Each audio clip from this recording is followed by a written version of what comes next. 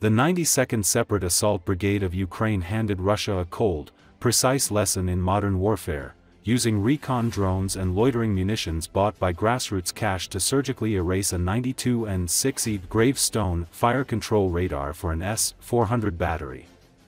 According to media, elements of the 92nd Separate Assault Brigade under the Ukrainian Ground Forces, utilizing reconnaissance drones and loitering munitions obtained through a fundraiser by the Ukrainian influencer Serhiy Prytula, carried out a strike recently behind enemy lines in Crimea against a Russian S-400 surface-to-air missile battery, destroying a 92 and 6 gravestone mobile fire control radar.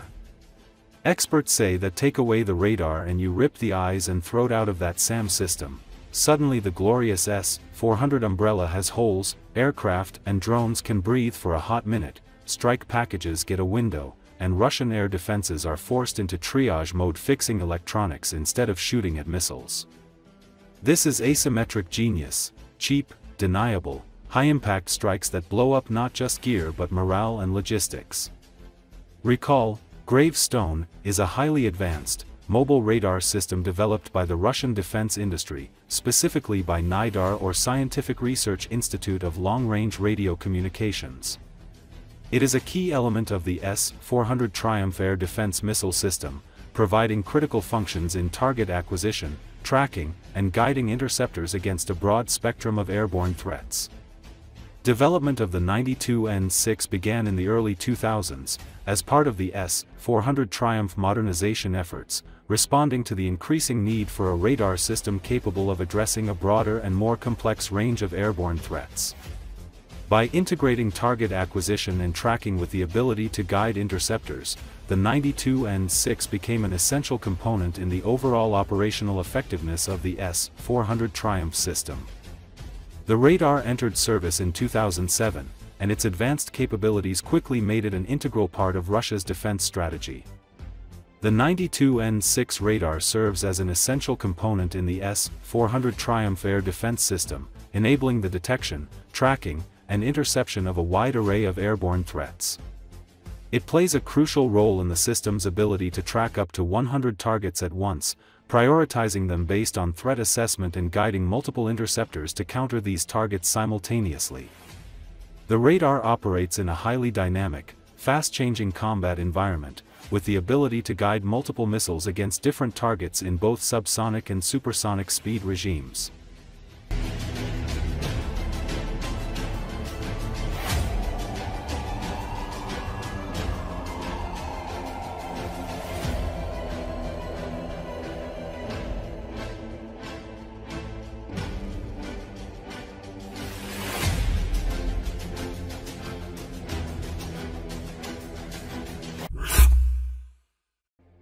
Ukraine used only domestically produced weapons, not just drones, in its recent strikes on Russian territory and expects to expand such capabilities depending on available funding, President Volodymyr Zelensky said Monday when asked about domestic missiles. According to Associated Press, speaking during a news conference with visiting Dutch Prime Minister Dick Schoof in Kiev, he said that supplies of air defense missiles depended on contributions to NATO's new prioritized Ukraine requirements list initiative. The president praised the Netherlands, and also Germany, Canada, Sweden, Denmark and Norway for being the most active participants in the program, and added Kiev planned to negotiate a second phase of their contributions. During their talks, Zelensky and Schoof also discussed full compensation for Ukraine's war losses, sanctions against Russia, and energy challenges caused by Russian attacks on Ukraine's infrastructure. Zelensky also accused Russia of willing to do everything possible to prevent Ukraine from producing its own natural gas, and said Kiev must ensure it had funds to import gas if necessary. "We understand the amount of funds needed and believe we will be prepared for that," the president said.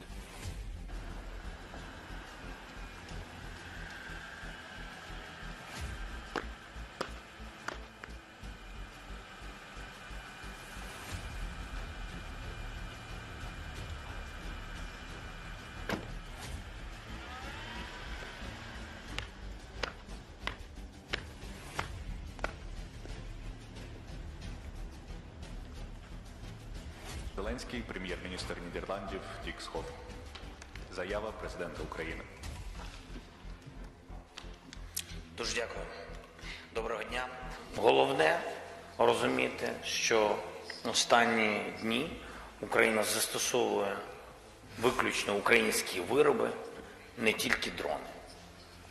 І по тим влучанням, я думаю, можна зрозуміти людям із тих фрагментів, які є в соціальних мережах, де є застосування дронів, а де є застосування не дронів. І я хотів би за це подякувати не тільки воїнам, а виробникам, які зробили відповідні кроки. Ми очікуємо більших можливостей, але вони залежать від фінансових спроможностей.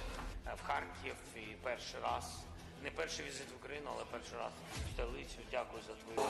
Перше, від ракет це ППО. Передусім, давайте про Петріоти, про Насамси, те, що ми купуємо ракети в більшості своїй, ми це беремо в Сполучених Штатах Америки. Значить, тут залежить все від наповнення коридору Перл. You always criticized Russia for attacking civilian infrastructure. Тут є дуже відповідальні країни, які розуміють, яка ціна цього захисту і ціна життя в Україні взимку.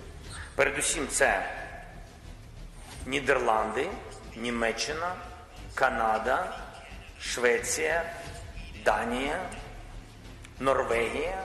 У секторі України після посилених атак РФ по ній, з якими прогнозами входимо? Сьогодні ми також говорили про такі важливі енергетичні питання для нашої держави, дійсно енергетичні виклики для України через російські удари по енергетиці.